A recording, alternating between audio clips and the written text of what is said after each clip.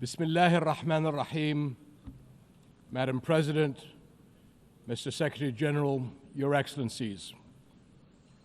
Another year, another UN General Assembly, and another occasion when I stand before you to address the same issue, the conflict in the Middle East. And not for the first time, developments on the ground have made me question the worth and utility of words in capturing the magnitude of the crisis.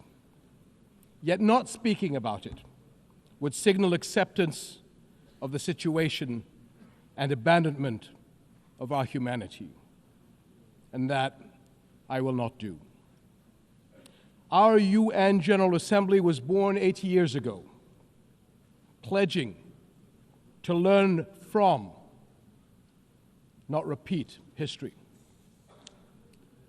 The world vowed never again. However, for almost as long, Palestinians have been living through a cruel cycle of yet again, bombed indiscriminately, yet again, killed, injured, and maimed, yet again, displaced and dispossessed, yet again, denied rights, dignity, their basic humanity, yet again. So I must ask, how long? How long will it be before we find a resolution to this conflict, one that safeguards the rights of all sides and allows a level of normalcy in the lives of the families at its core? How long will it be before I stand before you and speak not of suffering and devastation in my region, but of prospect, prosperity, and potential? Sadly, this is not the only conflict in our world. And some may say that other wars are also devastating.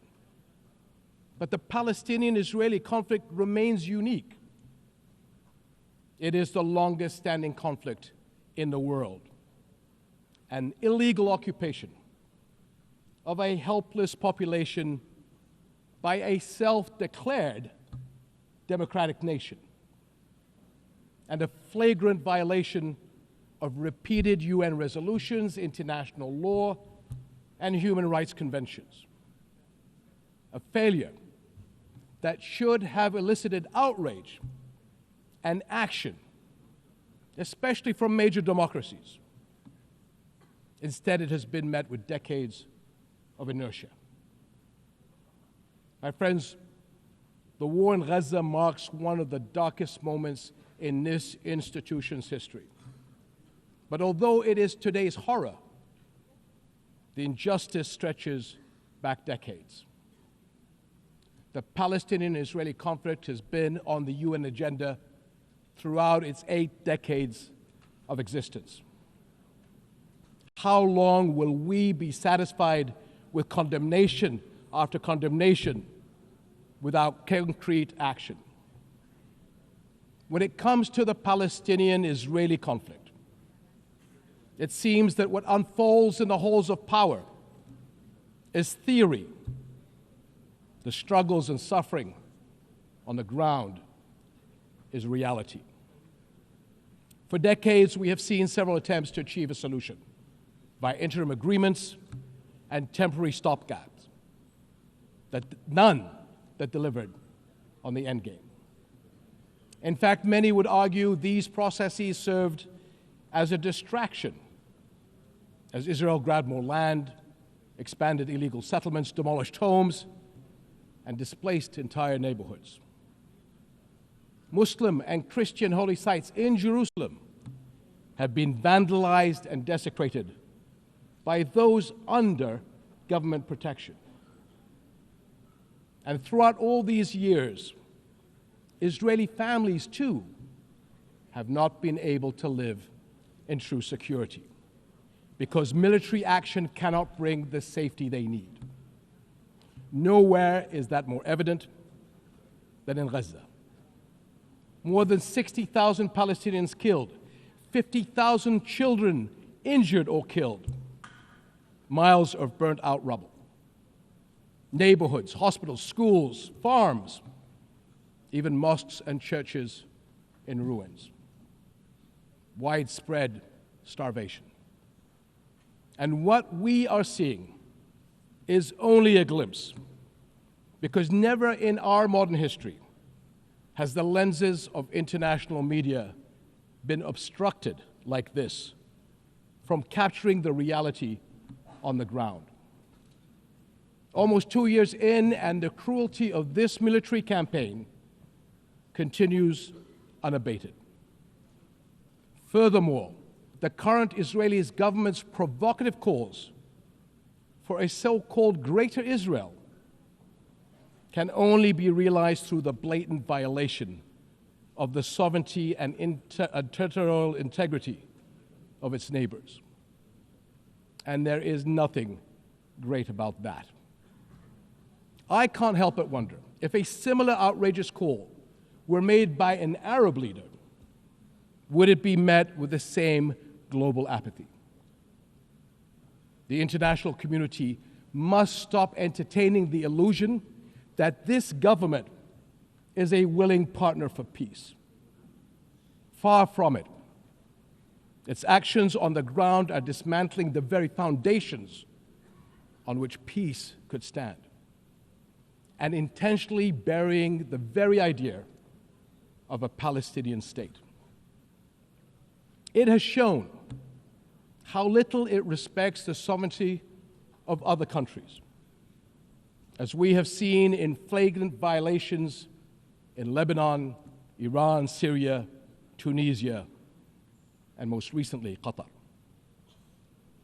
And its hostile rhetoric calling for the targeting of Al-Aqsa Mosque will incite a religious war that would reach far beyond the region and lead to an all-out clash that no nation would be able to escape. How long before we hold all nations to the same standards? How long before we recognize the Palestinians as people who aspire to the same things you and I do, and we act on that recognition? How long before we recognize that statehood is not something Palestinians need to earn? It is not a reward. It is an indisputable right.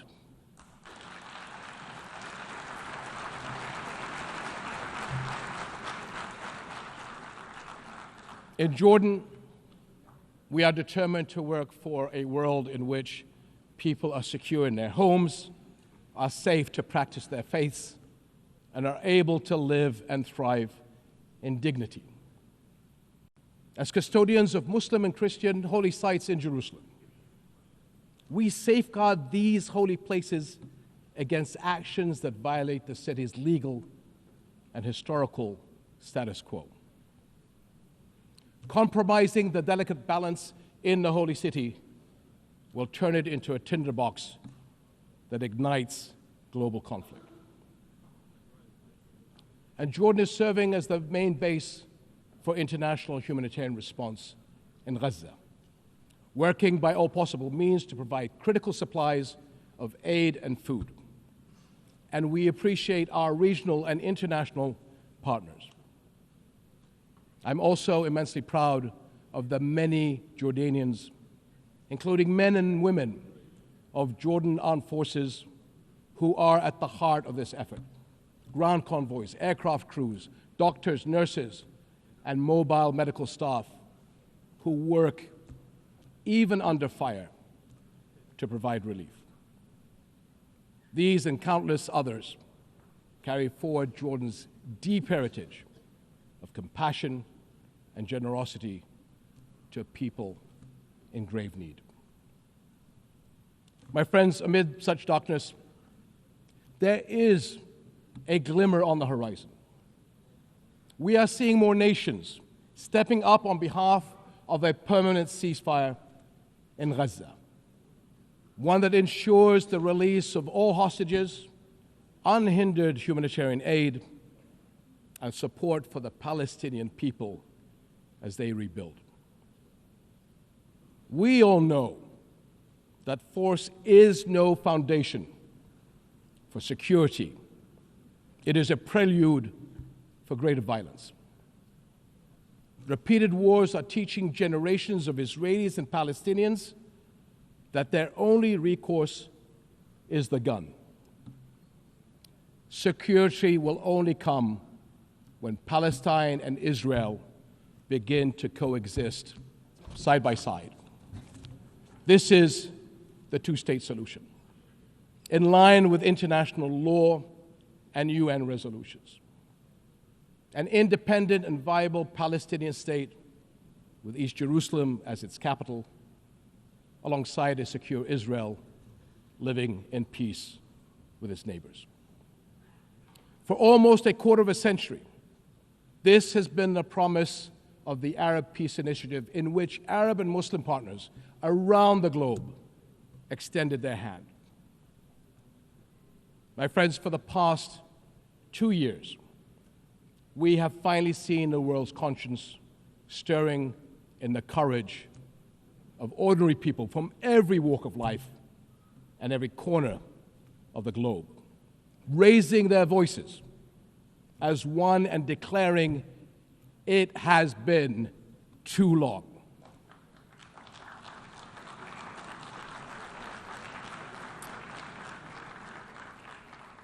This United Nations must echo that call. It has been too long, and it must act on that call until peace is a reality. Thank you.